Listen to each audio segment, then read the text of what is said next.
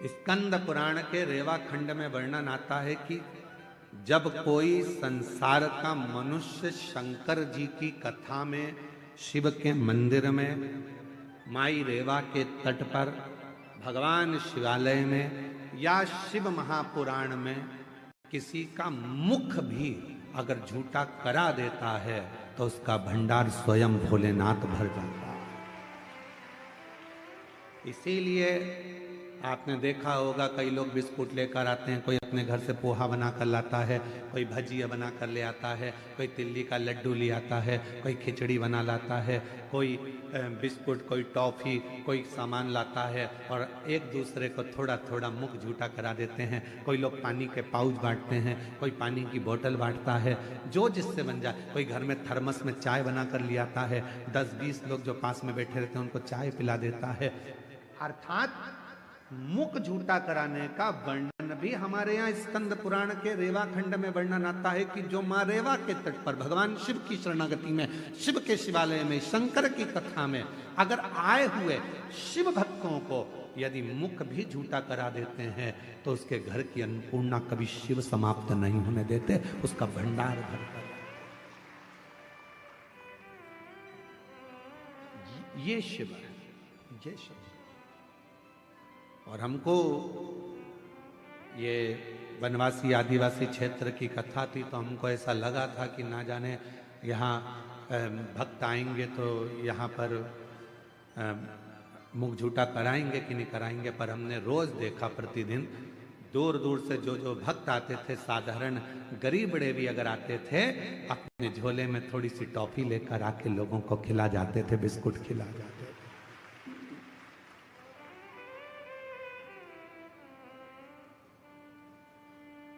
यदि परमात्मा आपको सामर्थ्यवान बनाए, जितेंद्र जी आपके लिए एक पत्र आया था, कल हम पढ़ नहीं पाए, उस पत्र में लिखा था कि हम सप्तूर कथा में गए पर जो भोजन व्यवस्था यहाँ कच्चे गांव में मिली ऐसी भोजन व्यवस्था कहीं नहीं मिली। एक बार जजमान परिवार के लिए जोरदार ताली बजाइए, साधुता है आपको, बहुत साधुता है। इतनी अच्छी व्यवस्थाएं जो दी गई, साधुता आपके हृदय को, आपके भाव को कि शिव के प्रति आपका इतना समर्पण। जब से तेरा गुलाम हो गया तब से मेरा भी नाम हो गया, जब से तेरा गुलाम हो गया तब से मेरा भी नाम हो गया, वरना औकात क्या थी मेरी, वरना औकात क्या थी मेरी, सबसे बढ़िया सबसे भोले बाबा तेरी नौकरी, सबसे बढ़िया है सबसे खरी। स्वयं को आप सेठ मत समझो, आप तो भोलेनाथ जी को सेठ बना दो, हम उसके सेवक, हम उसके नौकर। टेंशन किसको किसको होगा? भोलेनाथ। चिंता किसको? भोलेनाथ। हम तो कौन है? उनके। बेटे को ज्यादा चिंता रहती है कि बाप को ज्यादा चिंता रहती है? बाप को ज्यादा चिंता रहती है, क्या होगा इनका। बहुत सीधे हैं, सरल हैं, बीमारी का ठिकाना नहीं आज के जमाने में, कब किसको जाना पड़ जाए, मृत्यु का भरोसा नहीं है। पहले तो गारंटी भी थी कि 100 साल जी जाओगे, आज के जमाने में तो ये भी पक्का नहीं है कि कितने में निपट जाओगे। कब तुम्हारी फाइल निपट के जमा हो जाएगी किसको मालूम है? किसी को नहीं मालूम। पहले चिंता थी, पहले टेंशन नहीं होता था, अरे अभी तो बहुत जिएगा, 80 साल चलेगा, 90 साल चलेगा, 100 साल चलेगा। अब तो मालूम ही नहीं पड़ता, पड़ोस में सूचना मिल जाती, अटैक आ गया, अभी तो देखा था, 8 दिन पहले ही तो मिली थी, उससे बढ़िया था, क्या हो गया, उनके घर की बहुत अच्छी थी, उसको क्या हो गया, मालूम पड़ा, चलेगा।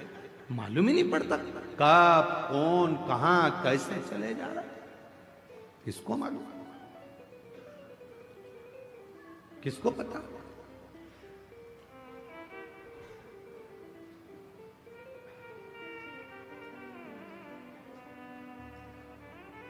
सुबह उठा करो ना रोज सवेरे सवेरे, सबसे पहले उठते से ही, सबसे पहले उठते से ही जैसे तुम्हारे नेत्र खुले, सो के उठो, वैसे ही भले पलंग पर पड़ी पड़ी आंख खुलते से ही भगवान को धन्यवाद देना, आज फिर जिंदा उठा दिया, आज फिर जिंदा उठा दिया। मालूम पड़े रात को सो रही थी और निपट गई तो किसको मालूम, किसको पता। आज फिर जिंदा उठा दिया, बहुत धन्यवाद भोलेनाथ, एक दिन और दिया, आज और खुशी से जीऊंगी, खूब मेहनत करूंगी, संघर्ष करूंगी, परिश्रम करूंगी और उन्नति की सीढ़ी पर चढ़ के रहूंगी। पर कल भी ऐसी कृपा करना, नहीं तो मालूम पड़े निपटा दे, टेंशन मत देना। रोज उठो, रोज धन्यवाद दो, तेरी बड़ी करुणा, तेरी सुबह पहले रात को सो तो जम के बोलकर सो, पास में पति है, पत्नी है, बच्चे हैं, जो भी हैं परिवार में, सोने से पहले एक बार सबसे कहो श्री शिवाय नमस्तुभ्यम। उठो तो धन्यवाद दो, आज फिर उठ गई हूं तेरी कृपा से, तेरी करुणा से, बड़ी करुणा।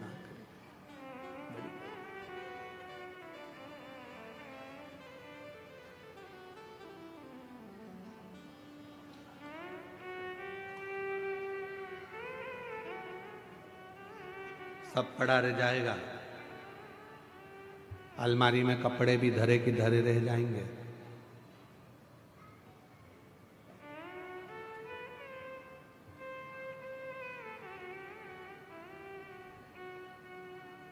कई लोग तो हमसे भी कहते हैं, सियोर वाले महाराज तुम इतना सोना वोना पहन के कथा वाचते हो।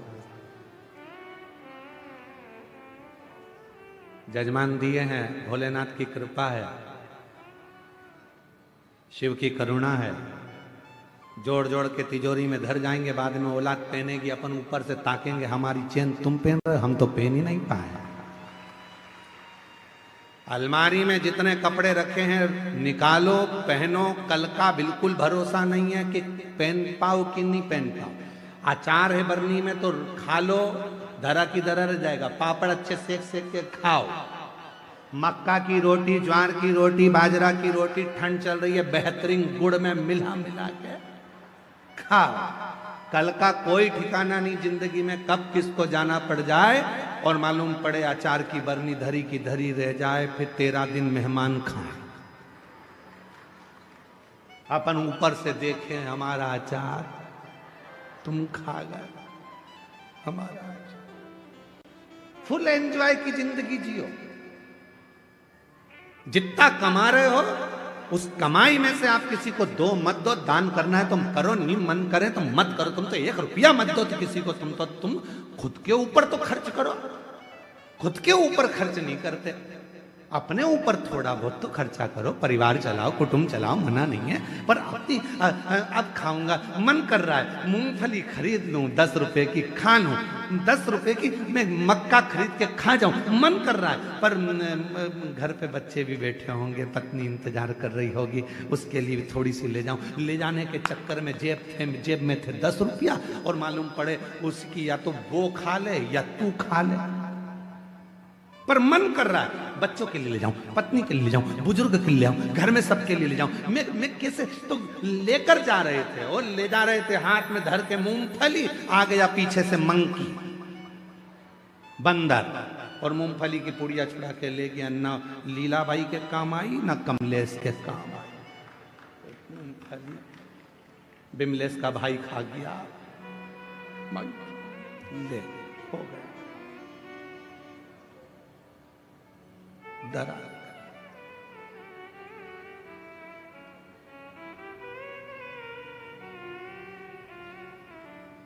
उस समय पर कोई नहीं आएगा, कोई भी नहीं, सारा घर परिवार सब धरा।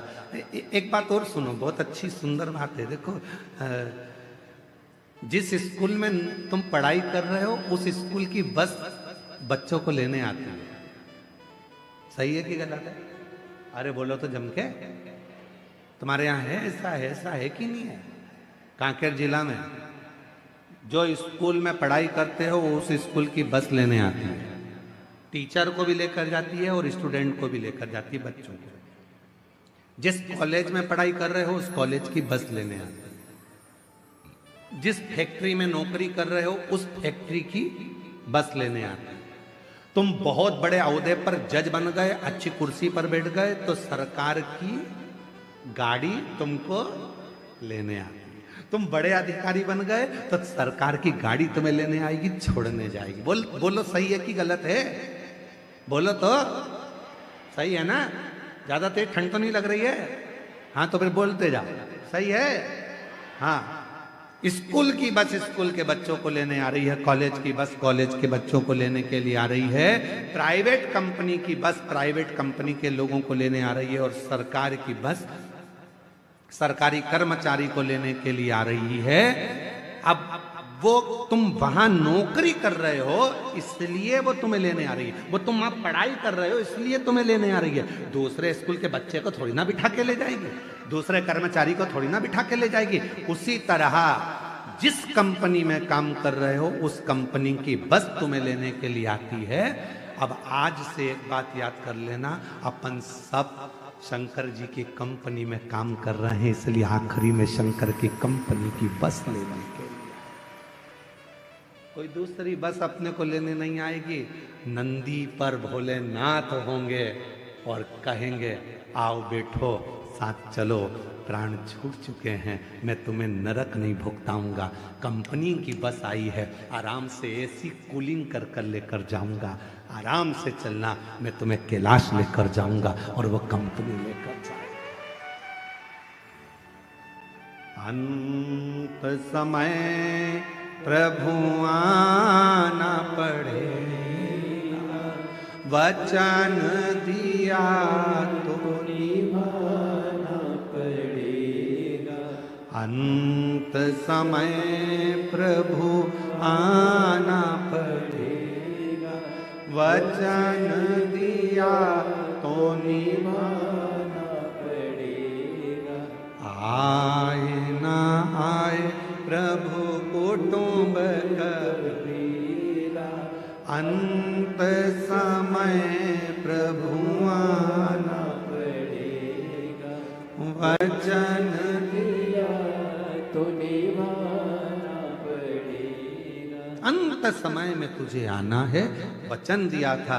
शिव पुराण में बैठकर कहा था, सियोर वाले महाराज ने बोला था, हम नहीं मानते कि सियोर वाला महाराज कथा करता है, हम तो ये मानते हैं कि हमारा विश्वनाथ कथा करता है। तो हमने तो उनकी वाणी को शिव की वाणी मानी और वचन दिया था कि तुम घबराना नहीं, आखिरी में उसकी गाड़ी लेने के लिए आएगी। तो मुझे यमराज लेने नहीं आना चाहिए, मुझे यम के दूत नहीं आना चाहिए। अंत समय में आए तो तू आना।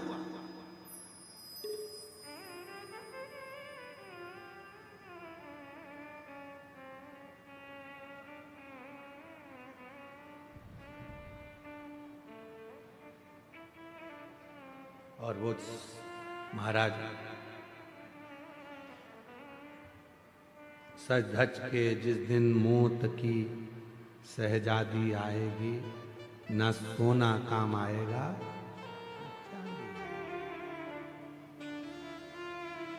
कोई पलंग पर पड़ा हो, अंतिम सांसें गिन रहा हो। आप लोग किसी को हॉस्पिटल में देखने गए हो कभी कि नहीं गए? बोलो बोलो, जम के बोलो। गए हो? हॉस्पिटल में जाके क्या बोलते हो? मामा जी। अब वो बेचारा ऑक्सीजन लगी मुंह में, वेंटिलेटर पे पड़ा, और तुम मामा जी, मामा जी समोसा ला दूं, मामा जी गुलाब जामुन, मामा जी 50,000 रुपए रख दूं तुम्हारे पलंग के पास। मामा जी ऑक्सीजन मुंह में लगी, मन में सोच रहे निकल जाए यहां से बाहर। मर रहा और 50,000 रुपए क्या ऊपर लेके जाऊंगा? जब अच्छा था तो समोसा नहीं खान दिया, मुंह में ऑक्सीजन लग रही है। क्या करूं उस धन का? मरने वाले व्यक्ति को ना समोसा चाहिए, ना गुलाब जामुन चाहिए, ना तुम्हारा धन चाहिए। मरने वाले व्यक्ति को तो केवल शिव का नाम चाहिए कि वो बचा लाए, काल के ग्रास से छुड़ा कर लिया है। अकाल मृत्यु वो मरे जो काम करे चंडाल का, और काल उसका क्या बिगाड़े जो भक्त हो महा काल का। अंत समय में उसको चाहिए कि कोई ऐसा मिल जाए जो मुझे श्वास ला कर दे दे, कोई ऐसा मिल जाए मेरी ऑक्सीजन ला कर दे दे, कोई ऐसा मिल जाए कि मुझे ठीक कर दे। मुझे धन नहीं चाहिए, समोसा कचौड़ी नहीं चाहिए, 2 एकड़ जमीन नहीं चाहिए। केवल अंतिम समय में भगवान से प्रार्थना करता है कुछ श्वास और दे दो, और वो श्वास परमात्मा कहेगा मैं देने को तैयार हूं। पर एक बात याद रखना कि तूने अपनी श्वास को क्या शिव पुराण में लगाया था? 2-3 घंटा की कथा सुनने कभी गया था? हाँ, अगर तो 3 घंटे की कथा सुना है तो उसमें जितनी श्वासें निकली है तेरी, उतनी श्वास मेरे खाते में लिखी है। जा, एक काम करता हूँ और थोड़े साल तेरे को दे देता हूँ, और भजन कर लेना, श्वास और मिल जाएगी, और मिल जाएगी। तेरे भजन से, तेरे कीर्तन से, मंत्र जाप से, नाम जाप से, एक लोटे जल से हमारी श्वास बढ़ गई। कॉलेज स्कूल में बच्चों को पैसा कमाने का तरीका सिखाया जाता है। आज के नए नए फैशन में लोग मोबाइल पर भी पैसा कमाने का तरीका सिखा रहे हैं, पर शिव पुराण पैसा कमाने का तरीका नहीं सिखाती। शिव महापुराण की कथा उम्र बढ़ाने का तरीका सिखाती है। क्योंकि पैसा तो कमा लोगे पर भोग कैसे करोगे?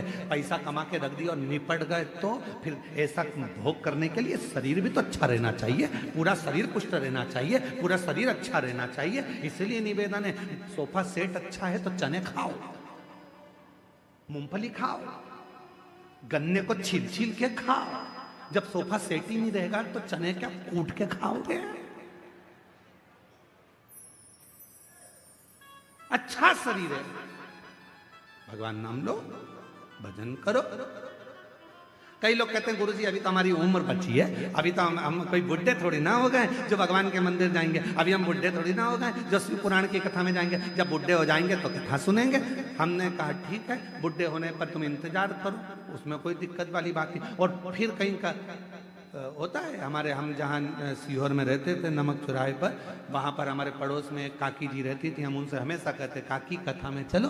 काकी कहती थी अभी बेटा बेटे की शादी हो जाए, बहू आ जाए, मेरे को करना क्या, उसके बाद तो कथा ही सुनूंगी। 1 साल बाद वो भैया की शादी हो गई, उनकी बहू आ गई। हमने काकी से कहा काकी कथा में चलो। काकी बोली बस बेटा बहू का थोड़ा जाते का समय है, छोरा छोरी हो जाए उसके बाद तो कथा ही कथा। अब छोरा छोरी हो गए, 1 साल बाद फिर कहा कि अब कथा। अब बेटा वो बच्चा छोटा सा है, बेचारी बहू रसोई घर संभाले कि बच्चा संभाले, बस थोड़ा सा बड़ा हो जाए। हमने 3 साल कुछ भी नहीं बोला। 3 साल बाद फिर कहा काकी कथा में चलो। काकी बोली बेटा वो छोरा छोटा सा पाँव ले लिए इधर उधर घूमता है, पकड़ के रखना पड़ता है, ठीक है। अब बच्चा बड़ा हो गया 2-4 साल बाद, फिर हमने कहा काकी कथा में चलो। काकी बोली चलने को तो चल चलूं पर हमारा कमर से नहीं बैठा जाए, नहीं बैठा जाए घुटना से। फिर हमने कहा ब्रेंदो तुम ऊपर सुन लेना, अब यहाँ सुनकर क्या करोगे, वही सुनना।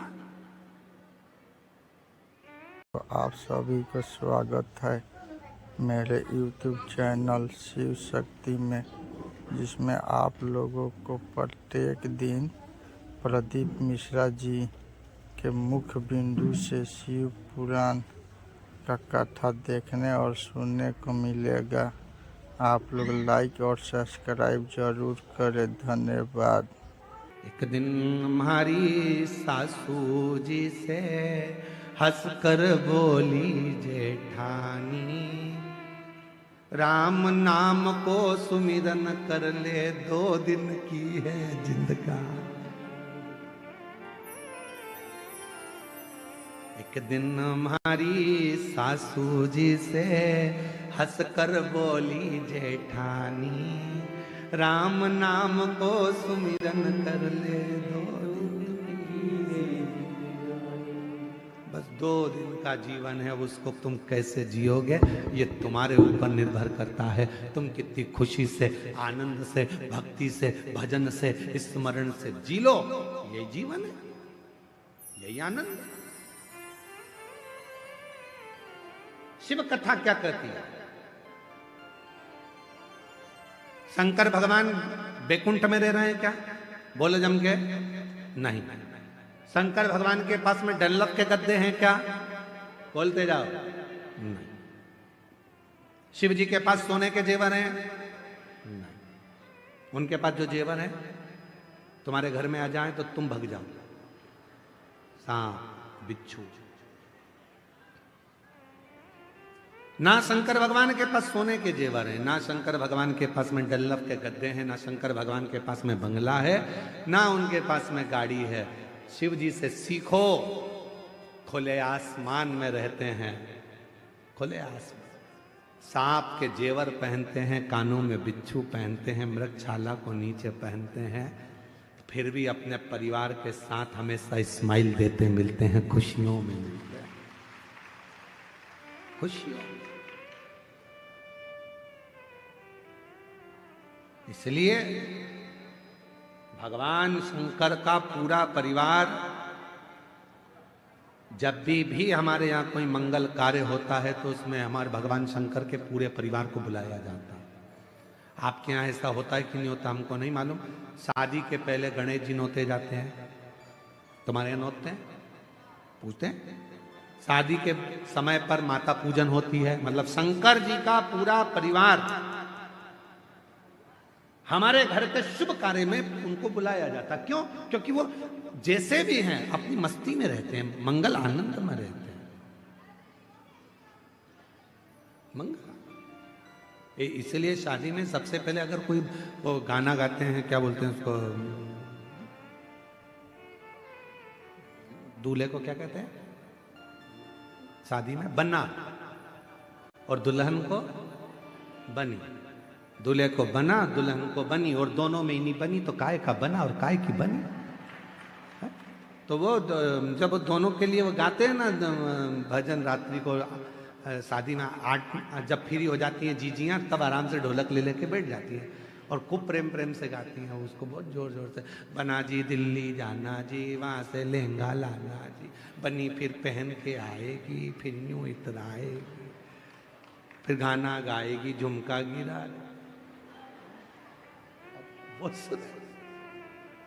तो ये सब गाने से पहले वो पहले भजन गाते हैं भगवान गणेश जी का।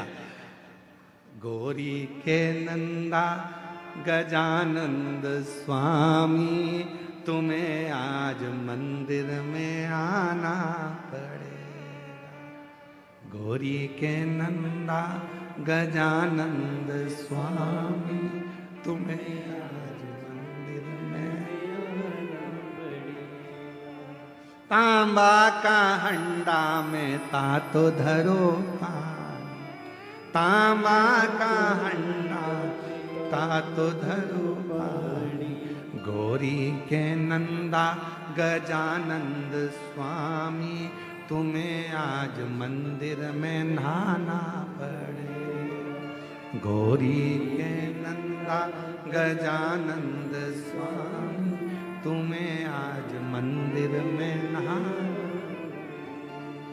सोने की थाली में भोजन परोसा, सोने की थाली में भोजन परोसा। गौरी के नंदा गजानंद स्वामी, तुम्हें आज मंदिर में खाना पड़ेगा। बाबा, सब करने से पहले भगवान गणेश जी को निमंत्रण, सब कार्य से पहले माँ देवी को निमंत्रण, सब कार्य से पहले भगवान षडानंद को निमंत्रण, सब कार्य से पहले भगवान कुल देवता को निमंत्रण। ये क्या है? मतलब शंकर भगवान वीराने में रहते हैं, कैलाश पर रहते हैं, एकांत में रहते हैं, उसके बाद भी शंकर भगवान अपनी मस्ती में, अपने आनंद में, शिव भक्ति में, बड़े भगवान शंकर अपनी मस्ती में रहते हैं। इसलिए सबसे पहले मंगल कार्य में उनके परिवार को बुलाया जाता है। आप में से कितने लोग हैं जिनके यहाँ पर शादी होती है तो भगवान लक्ष्मी और नारायण की पूजन होती है? ना। एक की पूजन होती है सत्यनारायण भगवान की, कि दूल्हा दुल्हन सावधान, पत्नी से निवेदन है पति से झूठ मत बोलना, और पति से निवेदन है इसको सब सत्य बताना। पर सही मायने में तो अगर दोनों सत्य बता दे तो 2 दिन में तलाक हो जाए। सत्यनारायण की कथा हो रही है, तुम इसको छुपाना नहीं और तुम इसको बता रहे हो। सत्य बोल दे तभी बात करो। एक पत्नी तैयार होके बढ़िया साड़ी वाड़ी पहन के जोरदार तैयार होके पति के सामने आ गई और पति से पूछी मैं कैसी लग रही है। पति बोला नहीं बोलूंगा, बोलूंगा तो तू लड़ लेगी। अरे बोला तो सरी मैं कैसी लग रही हूं। पति नहीं बोला, बेचारा चुप रहा, नहीं बोला। पत्नी ने हाथ पकड़ लिया, मैं तुमसे पूछ रही हूं मैं कैसी लग रही हूं। पति बोला ऐसी लग रही जैसे हरी घास में भैंस चढ़ रही।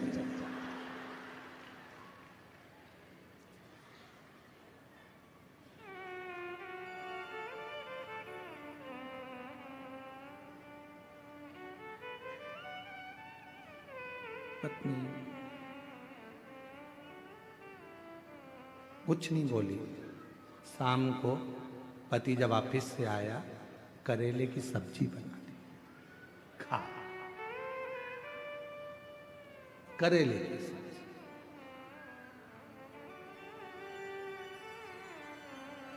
सत्य होती है। शादी ब्याह में लक्ष्मी नारायण भगवान का पूजन नहीं, सत्यनारायण भगवान का पूजन होता है। शादी ब्याह में भगवान गणेश जी का पूजन होता है। माँ अम्बा जगदम्बा जगतधात्री दुर्गा भवानी के माता पूजन होती है। भगवान शिव की आराधना कुल देवता के रूप में, पितृदेवता के रूप में होती है, शिव की आराधना। पर मंगल कार्य में भगवान शिव के पूरे परिवार को बुलाया जाता है। क्यों? क्योंकि वो जहां रहते हैं वो शांति और सुकून से रहते हैं, उनको बहुत ज्यादा से मतलब ही नहीं, वो अपनी मस्ती में जिंदगी, अपनी मस्ती।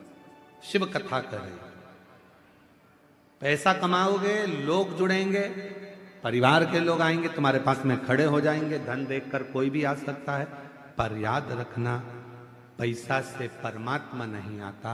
परमात्मा को पाने के लिए तो उसका भजन करना पड़ता है, उस पर विश्वास करना पड़ता है, तो वो मिले।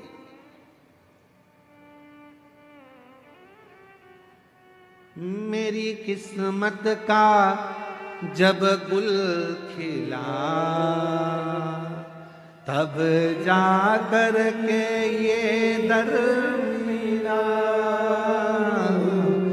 मेरी किस्मत का जब गुल खिला,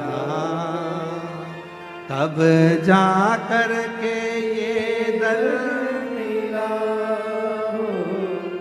वरना औकात क्या थी मेरी, वरना औकात क्या थी मेरी। सबसे बढ़िया है सबसे करीब, भोले बाबा तेरी लो मेरी। सबसे बढ़िया है सबसे करीब, तेरे दरवाजे की चाकरी। सबसे बढ़िया है सबसे। जब हम उसके दरवाजे की चाकरी करते हैं, सेवा करते हैं, नौकरी करते हैं, उसके दरवाजे पर जाकर रोज जल चढ़ाने जाते हैं, रोज 1 लोटा जल चढ़ाने जाते हैं। लोग पूछें आपसे कि 1 लोटा जल चढ़ाने से क्या मिलेगा, कहना तनख्वाह मिलेगी। कौन सी तनख्वाह? तो कहना वो अंत समय में काम आएगी। आखिरी में वही तनख्वाह काम आएगी जो हमने 1 लोटा जल चढ़ाया है, उसी ने हमारी समस्या का निवारण करा है, उसी ने हमारी समस्या को दूर किया है। एक पत्र है, अच्छा है, सारा कैलाश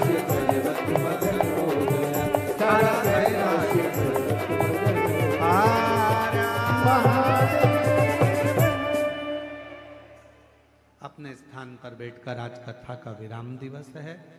दिल से बाबा को अपने मन की बात कहो, प्रार्थना करो, विनय करो, विनती करो और बाबा को अपने मन का भाव कहिए।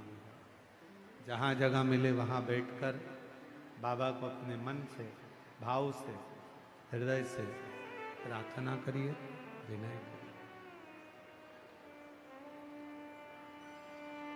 जहाँ जगह मिले वहाँ बैठ जाएं और बाबा को अपने मन का भाव कहिएगा। आज विराम दिवस की कथा है।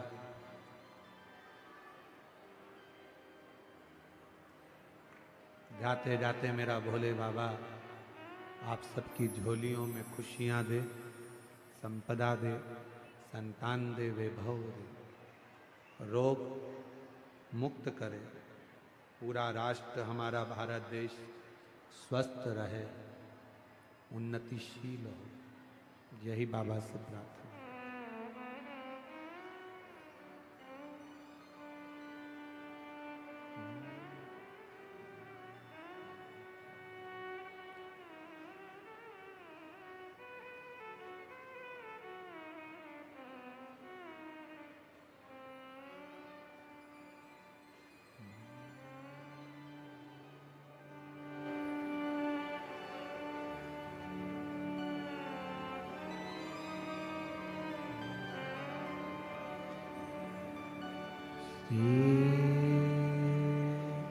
शिवाय नमस्तुभ्यं। श्री शिवाय नमस्तुभ्यं। श्री शिवाय नमस्तुभ्यं। श्री शिवाय नमस्तुभ्यं। श्री शिवाय नमस्तुभ्यं। भोला सब दुख काटो हमारा, ओ भोला सब दुख काटो हमारा। शिव शंकर जपो तेरी माला, भोले बाबा जपो तेरी माला।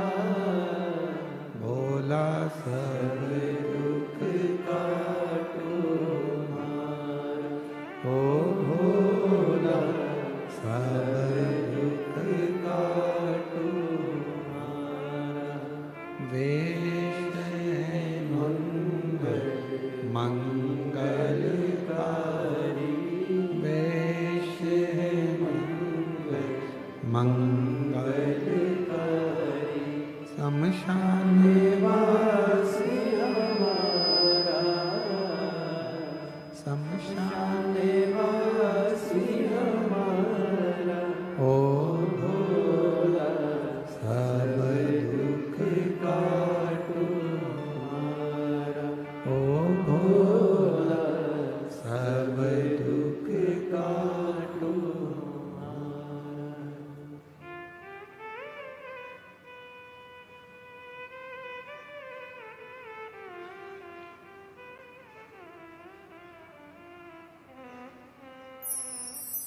बाबा देवादिदेव महादेव भगवान शिव, ओगड़दानी त्रिकालदर्शी, कैलाशी अविनाशी भगवान शंकर की पवित्र कथा कह रहे हैं।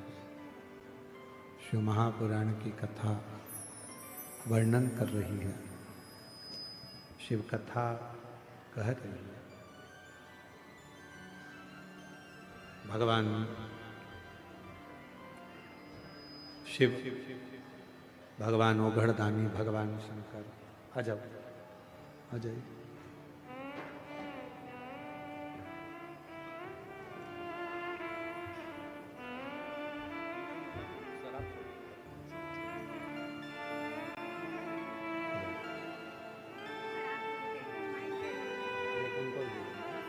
एक बार जोरदार ताली बजाओ। एक कथा सुनने के लिए पति पत्नी बेटी सब गए और गुड़ियारी की कथा में शराब का त्याग कर दिया। उस दिन से आज तक शराब को हाथ नहीं लगाया। एक बार जोरदार ताली बजाओ।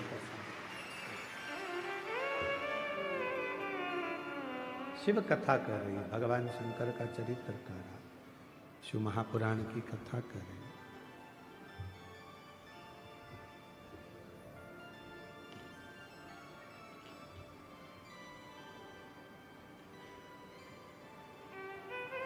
एक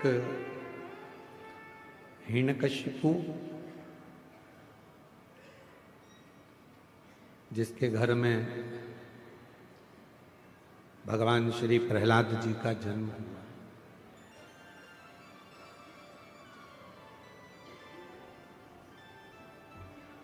जिन्होंने भगवान की अविरल भक्ति को धारण किया, भगवान की अविरल भक्ति को धारण किया शिव कृपा से। देखो, शिव महापुराण की कथा कहती है कि जन्म ले लेना संसार सागर में या मनुष्य की देह धारण कर लेना एक अलग विषय, पर मनुष्य की देह धारण करने के बाद भगवत नाम ले लेना या भगवान का भजन कर लेना ये एक अलग विषय।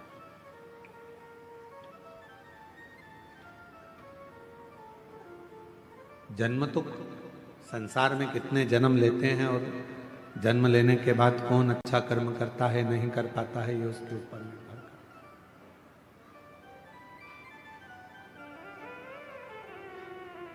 तुम्हारे मरने के बाद लोग तुम्हारा पुतला बनाए ना बनाए, मरने के बाद लोग तुम्हारे को चौराहे पर पुतला बनाकर पूजें ना पूजें, पर इतना जरूर याद रखना कि अपने जीते जी लोगों के दिल में परमात्मा के प्रति, सत्य भाव के प्रति और सनातन के प्रति इतनी विश्वास उत्पन्न कर देना कि उनके दिल में तुम्हारा पुतला निर्मित हो जाए, उनके हृदय में।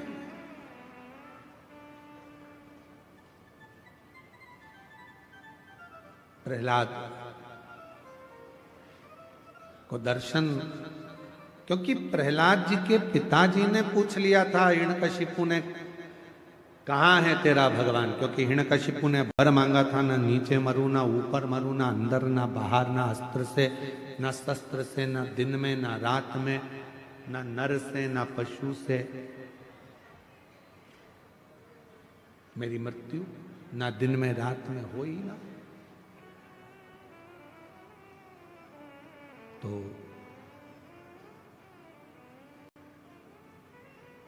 पूछा प्रहलाद जी से, क्या इस खंबे में भी तेरा भगवान है? खंबे में क्या परमात्मा है तेरा? शंभू, क्या खंबे में तेरा भगवान है? हाँ है, वो तो सर्वस्व है। ऐसा कोई स्थान नहीं जहां पर परमात्मा नहीं। पशु में, पक्षी में, जानवर में, जलचर में, थलचर में, वायु में, आकाश में, वृक्ष में, लता में, पत्तों में, डाली में, आप में, हम में, संसार के प्रत्येक जीव में परमात्मा का निवास है, हर जगह। बस उसकी पहचान होना चाहिए। आप उस परमात्मा को कैसे पहचान सकते हो ये आपके ऊपर निर्भर है। एक पत्र, ओ जरा बाबा से अपने मन का भाव कहते चले, शिव जी से अपने मन की बात कहते चले। जब हम भगवान देवाधिदेव महादेव से, भगवान शंकर से, ओघड़दानी से, त्रिकालदर्शी से, कैलाशी अविनाशी से अपने मन का जब भाव कहते हैं तो शिव उसको स्वीकार करते हैं, भगवान शंकर उसको स्वीकार करते हैं। शिव कथा कह रही है, भगवान शंकर का संवाद कर रहा, शिव महापुराण की कथा वर्णन कर रही है। हिरण्यकशिपु ने वर मांग लिया, ना नीचे मरूं ना ऊपर, ना अंदर ना बाहर, ना अस्त्र से ना शस्त्र से, ना दिन में ना रात में, ना पशु से ना पक्षी से, मेरे प्राण ना छूटे। प्रहलाद से कहा, क्या इस खंबे में तेरा भगवान है? हाँ, लग जा गले खंबे से। धधकता हुआ अग्नि का खंबा था, सब चिल्लाकर कह रहे हैं प्रहलाद 4 दिन से आगी में यह खंबा तप रहा है, इसको छूना मती, जल जाओ। प्रहलाद ने देखा कि मेरे पिता ने कहा है क्या इसमें भगवान है, और मैंने तो मेरे गुरु के मुख से सुना था कि सब में परमात्मा, सब में भगवान, तो इसमें भी परमात्मा। और प्रहलाद ने जैसे ही खंबे को अपने गले से लगाया, वो अग्नि का धधकता हुआ खंबा टूट कर नीचे गिर गया और नरसिंह भगवान उसमें से प्रकट हो गए। नरसिंह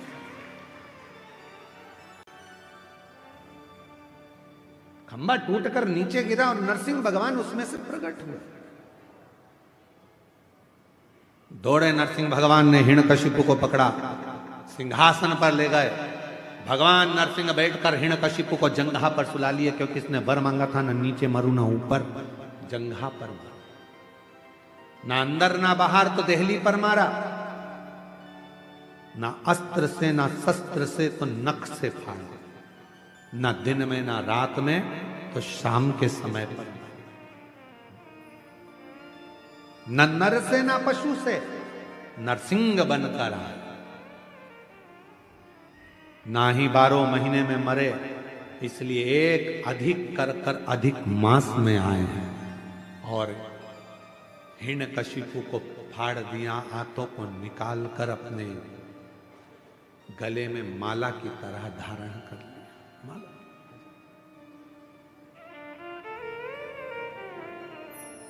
माला की तरह धारण। जो जैसी भावना, बेटी का नौकरी लगा है और भाई का नौकरी लगा है, एक बार जोरदार करें।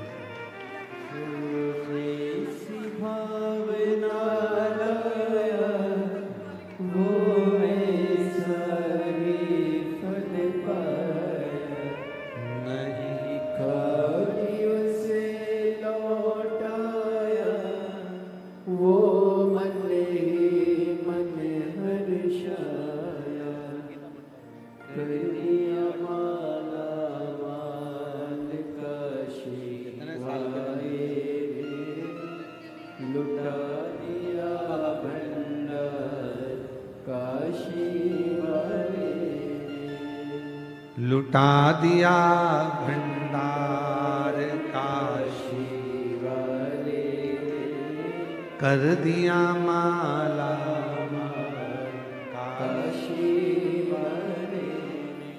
हिरण्यकशिपु को बीच में से फाड़ दिया, आंतों को निकालकर नरसिंह भगवान ने धारण कर दिया। शिव पुराण की कथा कहती है, वो जो हिरण्यकशिपु के शरीर से जो आंतें निकाली गई थी और जो डाली गई थी, भगवान नरसिंह ने क्रोध में अपने गले में उस हिरण्यकशिपु की आंतों में इतना क्रोध था, इतना राक्षसी असुर भाव का क्रोध था कि वो पूरे शरीर में भगवान नरसिंह के और क्रोध जागृत हो। और कौन जाएगा? नरसिंह भगवान के क्रोध को शांत करना था। कहा माता लक्ष्मी जी से, आप गुस्सा शांत कर दो। एक बात याद रखना, अपनी जिंदगी में उतार कर रखिएगा, एक बात को अपने जीवन में उतारिएगा।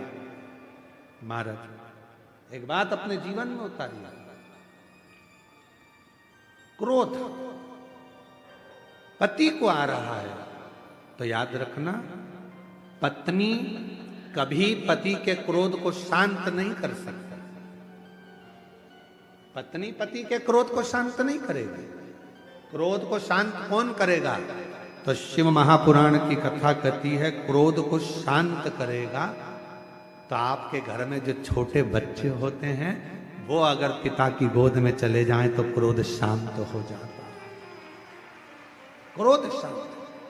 घर में जो छोटे हैं और छोटे बच्चे जो घर में होते हैं, वो क्रोध को शांत कर देते हैं। घर में जो चंचल प्रवृत्ति के छोटे छोटे बच्चे होते हैं, वो क्रोध को शांत कर देते हैं, वो क्रोध को समाप्त कर देते हैं।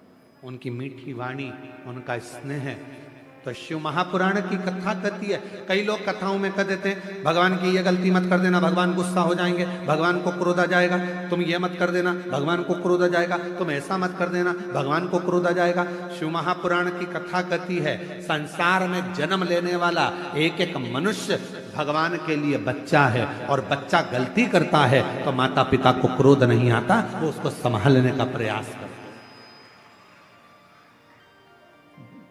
कई लोग भगवान से मनुष्य को दूर करने का प्रयास करते हैं। एक पत्र में लिखा, कथा का प्रस्तुति मध्य प्रदेश सीहोर से किया जा रहा है। कथा का वाचक प्रदीप मिश्रा के द्वारा किया जा रहा है और आप सभी तक शिव शक्ति यूट्यूब चैनल द्वारा पहुंचाया जा रहा है। इसे आप सभी इस चैनल को लाइक और सब्सक्राइब जरूर करें। धन्यवाद। शिव तत्व लगे, लोग तुम्हारे पीछे लगे रहेंगे। मंदिर मत जाओ, क्या करोगे मंदिर जाकर?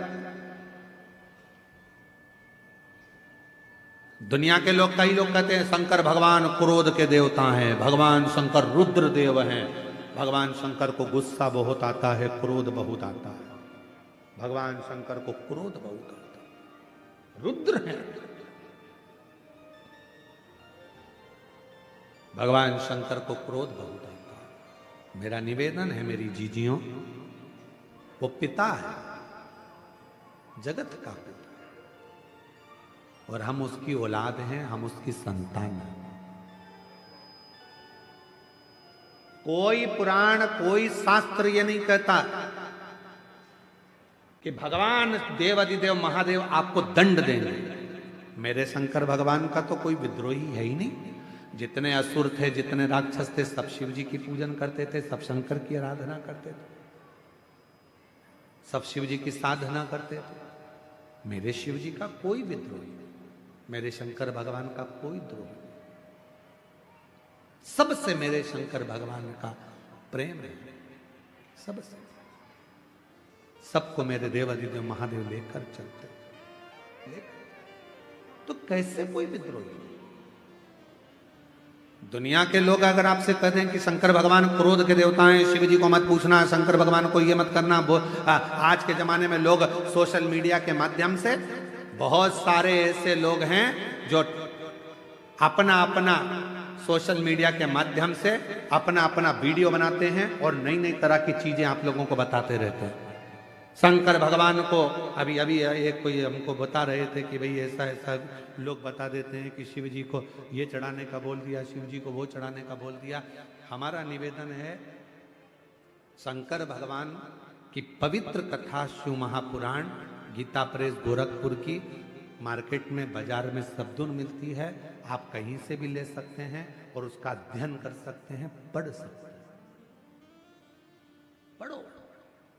पर व्यर्थ का कोई कहे शिव जी से दूर रहना, शंकर भगवान क्रोध के देवता हैं, उनको गुस्सा आ जाता है, वो क्रोध करते हैं, शंकर भगवान बड़े क्रोधी हैं। ना ना, मेरे 33 कोटि देवी देवता जितने भी हैं, जिनको हम सनातनी पूजते हैं, सनातन धर्म में जिन देवी देवता का हम पूजन करते हैं, वो कभी क्रोध करना नहीं जानते। वो तो हमें प्यार करना सिखाते हैं, प्रेम करना सिखाते हैं, स्नेह करना सिखाते हैं। वो हमको स्नेह करना सिखाते। और शंभु शरणे, ये एक लोटा जल बोल बम का नारा है। श्री शिवाय हर हर। इतनी सरल से पत्ता तोड़ा, शिव जी को चढ़ा दिया। बेल पत्र नहीं है तो कोई दूसरे वृक्ष का पत्ता शिव जी को चढ़ा दिया। जो मिल गया भगवान शंकर को समर्पित कर दिया। ढेरों में सामग्री नहीं तो एक चावल का दाना शिव जी को चढ़ा दिया। इतनी सरल सेवा। नहीं है तो एक लोटा जल चढ़ा दिया। वो भी नहीं बना तो 3 बार ताली बजा दी। वो भी नहीं बना तो बम बम बोले बोल दिया। उतने में प्रसन्न हो गए। और ये भी नहीं बना तो शिखर का दर्शन कर लिया भगवान के मंदिर का। उतने में काम हो गया। कितना सरल, कितना सहज देव मेरे शिव, मेरे ओघड़दानी, मेरे शंभु, मेरे त्रिकालदर्शी, मेरे कैलाश। इतने सरल देव कहां हो? शंभू आइए।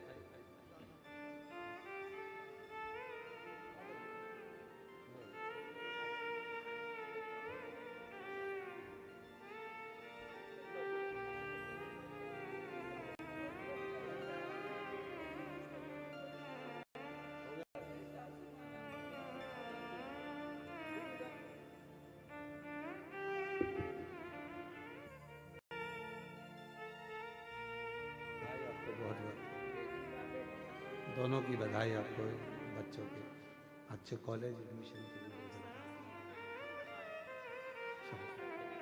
शंभू।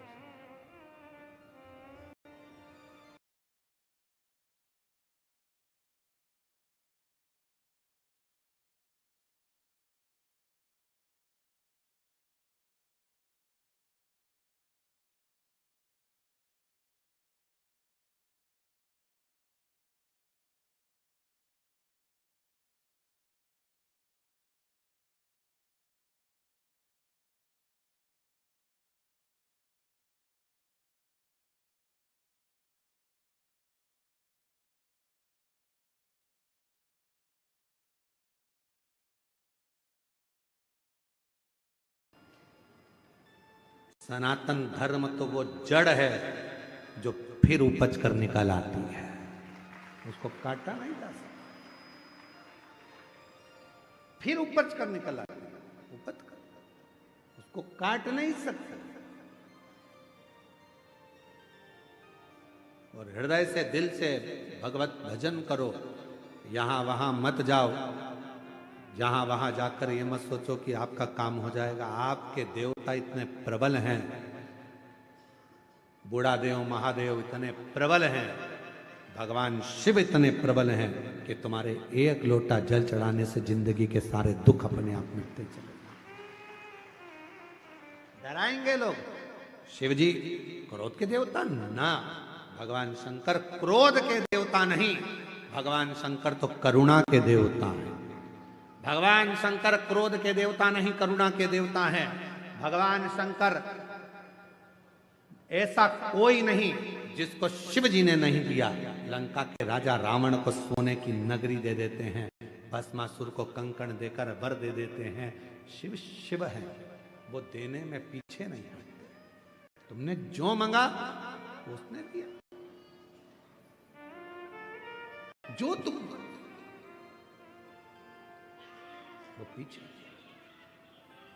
शिव महापुराण की कथा में वर्णन आता है, भगवान देवाधिदेव महादेव नरसिंह भगवान का क्रोध तीव्र हो गया। भगवान विष्णु नरसिंह रूप रखकर आए और उनका क्रोध बढ़ता चले गया। उनके क्रोध को कौन शांत करे? लक्ष्मी जी ने शांत नहीं करा, प्रहलाद जी को भेज दिया। प्रहलाद को देखकर भगवान नरसिंह का क्रोध थोड़ा शांत हुआ, पर फिर उन्होंने उपद्रव करा बहुत। यहाँ वहां जहां जाते वहां देवता घबराने लगते, करे तो करे क्या। तब सारे देवता घबराए और घबराने के बाद भगवान देवाधिदेव महादेव के पास गए कि आप करुणा करिए, आप कृपा करिए, ऐसी कृपा कर दो कि ये क्रोध नरसिंह भगवान का शांत हो जाए, समाप्त हो जाए। कुछ कृपा करिए, थोड़ी सी कुछ करिए। शिव महापुराण की कथा कहती है, भगवान शंकर का चरित्र कहता है, शिव तत्व कहता है।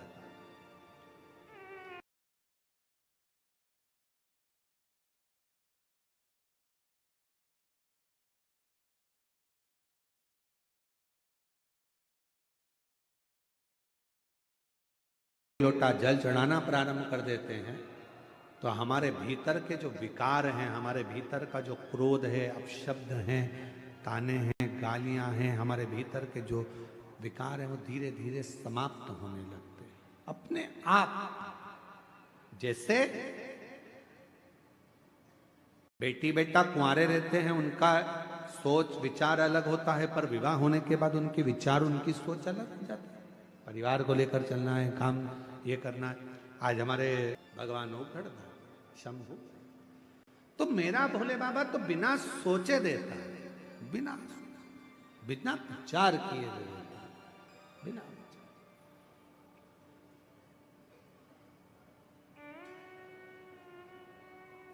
रावण को बाबा तूने लंका दिया भस्मासुर को तूने कंकण दिया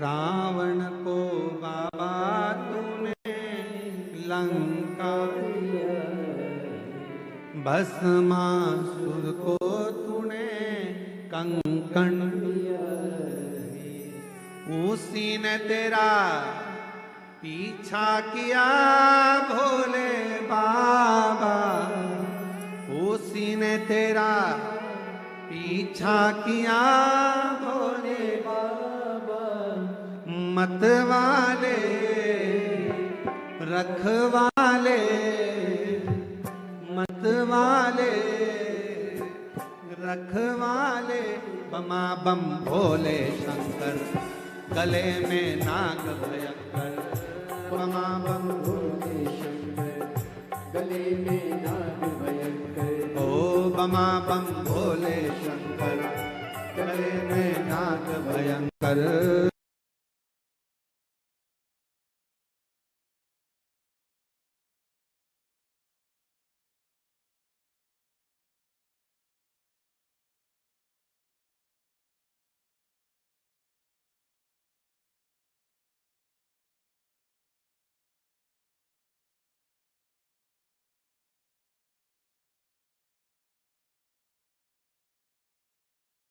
मत वाले रखवाले बमा बम भोले शंकर गले में नाग भयंकर बमा बम भोले शंकर गले में नाग भयंकर बमा बम भोले शंकर गले में नाग भयंकर।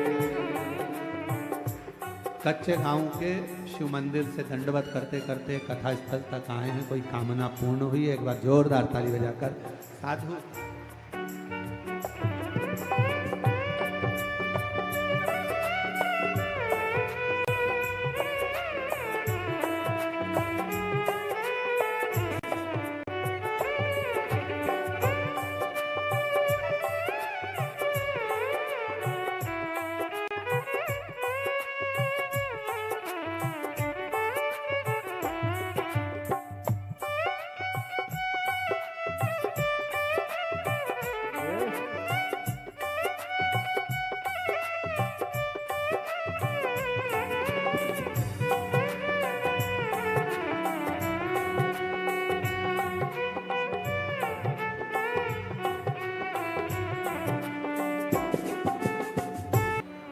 सभी लोग साथ में बोलें, बाबा से विनय करें, निवेदन करें, प्रार्थना करें।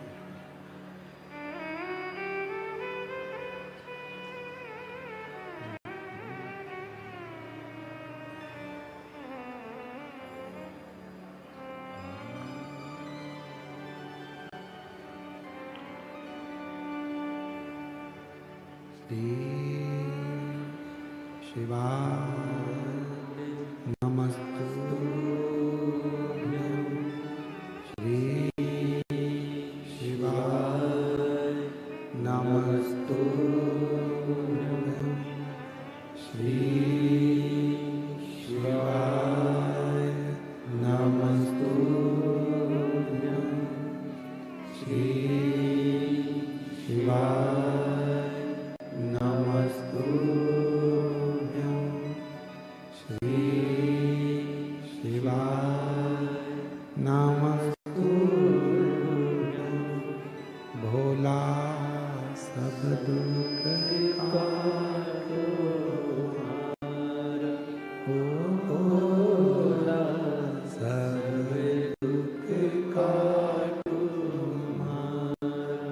शिव शंकर जपो तेरी माला, भोले बाबा जपो तेरी माला, भोला सब दुख काटो हमारा।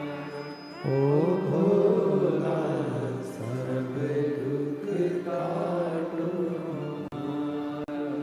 देश है मंगल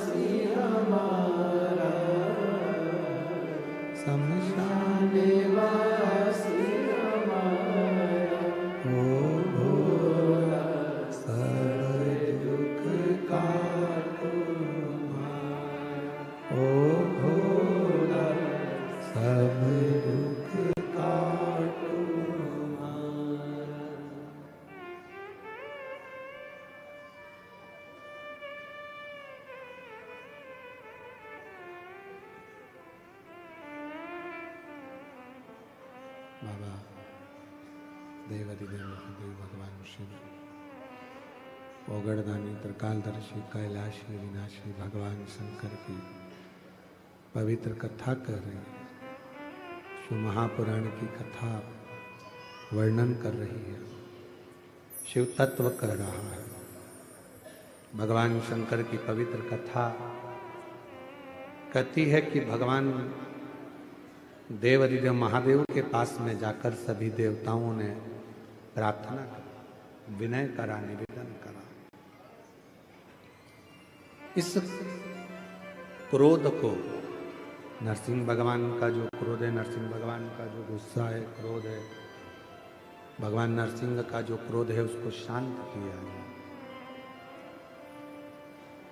शंकर भगवान कहते हैं कि यदि क्रोध नरसिंह भगवान को आ रहा है तो उसकी शांति मैं अकेला नहीं करूंगा, तुम सब मेरे साथ में मिलो और क्रोध शांत।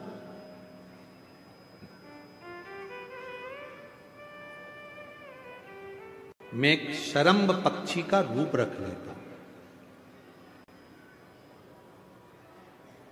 शरम्भ पक्षी मतलब मनुष्य जैसा शरीर है, शेर जैसा मुख है और पंख लगे हैं, वो शरम्भ पक्षी। और शरम्भ पक्षी का रूप रखकर मैं नरसिंह भगवान को क्रोध को शांत करूंगा, उनको पंजे में उठाकर अलखनंदा नदी में ले जाकर डालूंगा, जिससे उनका क्रोध शांत हो। शरम्भ पक्षी का रूप रखकर भगवान नरसिंह भगवान के पास में पहुंचे और नरसिंह भगवान के पास पहुंचकर उन्होंने नरसिंह भगवान को अपने पंजे में लिया और अलखनंदा नदी में ले जाकर छोड़ा। कभी बद्रिकाश्रम आप लोग जाएंगे दर्शन करने के लिए, तो जब अलखनंदा नदी के पुल पर चढ़ेंगे तो ताप्त कुंड के ठीक नीचे की ओर एक नरसिंह शिला, उसका दर्शन मात्र कर लेने से व्यक्ति के जीवन में क्रोध की शांति, क्रोध। शरम्भ भगवान शिव जी का जो ये नाम है शरम्भेश्वर महादेव, ये कोई साधारण सा नाम नहीं। भगवान शंकर का ये जो नाम है ये क्रोध को शांत करता है। इसलिए जब जब अगर अपने भीतर अगर कहीं क्रोध उत्पन्न हो रहा है या अपने को लगता है कि अपन बहुत गुस्सा कर रहे हैं, एक बेलपत्र को अपने हाथ में रखकर शंभेश्वर महादेव का नाम लेकर अपने घर में जो शंकर का शिवलिंग है उसको यदि समर्पित कर देते हैं तो हमारा क्रोध उसी क्षण समाप्त हो जाता है, शांत हो जाता है। शंभेश्वर ये क्रोध की शांति के लिए शंभेश्वर बाबा। शिव कथा कहती है आगे चंचुला देवी के पति बिंदुक को प्रेत योनि से मुक्त करने के लिए जो कथा चल रही है उसमें भगवान देवादिदेव महादेव की साक्षी में तुमरुका जी 12 ज्योतिर्लिंग का स्मरण कराते हैं। 12 ज्योतिर्लिंग, प्रथम सोमनाथ जी का वर्णन किया। दक्ष प्रजापति ने चंद्रदेव को काया का रोग लगने का श्राप दिया और भगवान देवादिदेव महादेव की आराधना चंद्रदेव ने करी तो काया के रोग से मुक्त हो। कोई चर्म रोग, शरीर में कितना बड़ा भी अगर रोग लग जाता है, अगर आप शंकर की मंदिर में जाना चालू कर देते हैं, शिव पुराण कथा सुनना प्रारंभ कर देते हैं, शंकर की भक्ति करना प्रारंभ कर देते हैं, तो चर्म रोग धीरे धीरे समाप्त होता है। डॉक्टर को भी दिखाते रहो, दवाई भी लेते रहो, औषधि भी लेते रहो, जांचें भी कराते रहो, साथ में शिव की आराधना करते रहो। अगला वर्णन आया है श्री मल्लिकार्जुन का।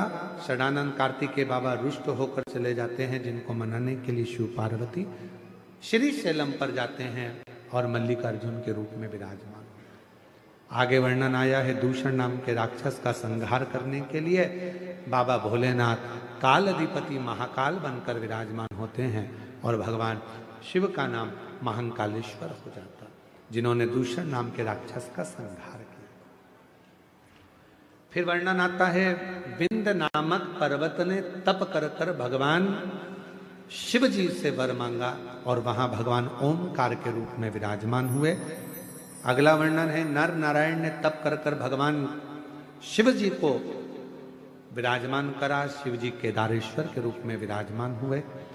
कुंभकर्ण का बेटा भीम, जिसने सारे देवालय शिवालय तोड़वाना प्रारंभ करे, तो भगवान शंकर ने भीम का संहार करा और शिव जी का नाम भीमा शंकर हुआ। आगे वर्णन आता है, मनु शत्रुपा ने शिव जी का स्मरण कर कर भगवान भोलेनाथ को काशी में विराजमान करा और भगवान विश्वनाथ जी के रूप में विराजित होते। अगला वर्णन है त्र्यंबक बाबा का। गौतम बाबा पर गौ हत्या का दोष लगता है। दोष लगाने वाले कोई दूसरे नहीं होते, स्वयं के ही नजदीक के होते। दोष लगा और दोष लगने पर भगवान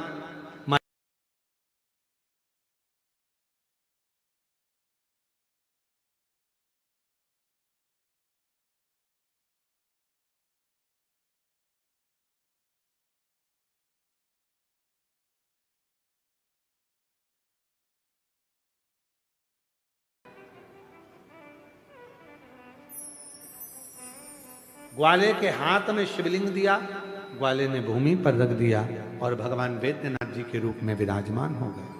अगला वर्णन है नागेश्वर का। दारुक नाम के राक्षस का संहार भगवान शिव ने करा तो भगवान नागेश्वर के रूप में विराजमान हुए। फिर वर्णन आया है रामेश्वर का। भगवान राम जी ने शिव जी की आराधना कर कर लंका पर चढ़ाई करी और भगवान विजयता प्रदान करे तो शिव जी रामेश्वर के रूप में विराजमान हुए। फिर वर्णन आया है कृष्णेश्वर बाबा का। सुधर्म नाम के ब्राह्मण की धर्मपत्नी घूष्मा के बेटे को मार दिया गया था, सुदेहा ने उसके प्राण ले लिए थे, तो घूष्मा के बेटे को भगवान शंकर ने जीवित करा। शिव जी का नाम कृष्णेश्वर महादेव।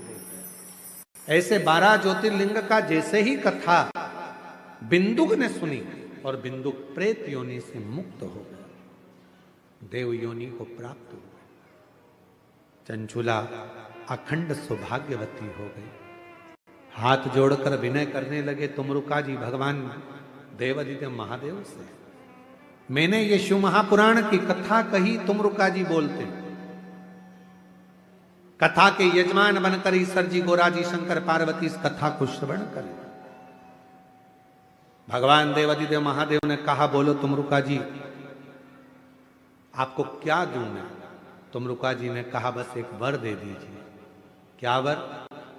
घोर कलिकाल में, कलयुग में जो शिव महापुराण की कथा के पंडाल में जाकर बैठेगा, घोर कलयुग में, कलिकाल में, जो अपने घर पर रहकर या टीवी पर मोबाइल पर जिस भी भाव में, जो भाव से आपको भजेगा, कथा श्रवण करेगा, शिव महापुराण की कथा को जो श्रवण करे उसकी जिंदगी के सारे दुख समाप्त हो जाए कथा को सुनकर। ये वर दे भगवान देवादिदेव महादेव ने वर दिया। अपने मस्तक की बेलपत्र उतार कर शिवपोथी को समर्पित कर दी। सुनो तुमरुका जी, ये शिव महापुराण की कथा कलिकाल के पापों को नष्ट करने वाली होगी, दुखों को हरने वाली होगी, कष्ट समाप्त करने वाली होगी। जिस गांव में, नगर में, शहर में, जिस जगह पर ये पवित्र कथा का वाचन होगा, श्रवण करने वाले के जीवन के सारे दुख समाप्त होंगे और ये पवित्र कथा जीवन में आनंद देगी। बाबा कुबेरेश्वर की भूमि से ये चलकर शिव पुराण की कथा आपके गांव गांव, नगर नगर आती है। झोली पसार कर आप बाबा से प्रार्थना कर कर जो मांगते हो वो 3 महीने में बाबा आपको दे देता। जब आपके नगर में, आपके क्षेत्र में सूचना मिले कि कुबेरेश्वर धाम से, सीहोर से, कुबेर भंडारी के दरवाजे से ये पोथी नहीं, हम तो कहते हैं जब कुबेरेश्वर धाम से ये शिव पुराण चलती है तो हमको लगता है कि हमारा कुबेरेश्वर बाबा खुद आता है, 7 दिन में खूब लुटाता है और चला। दुनिया के लोगों को लगता है कि कुबेरेश्वर धाम से केवल शिव पुराण करने के लिए कोई आया है। नहीं, कुबेरेश्वर धाम से, कुबेर भंडारी के दरवाजे से जब ये शिव महापुराण की पोथी आपके नगर में नजदीक में पहुंचे, बड़े उत्साह से जाकर बैठना, आरती तक इंतजार करना और आरती होने के बाद वहां की मिट्टी को नमन कर कर प्रार्थना करना, बाबा मेरी जिंदगी के सारे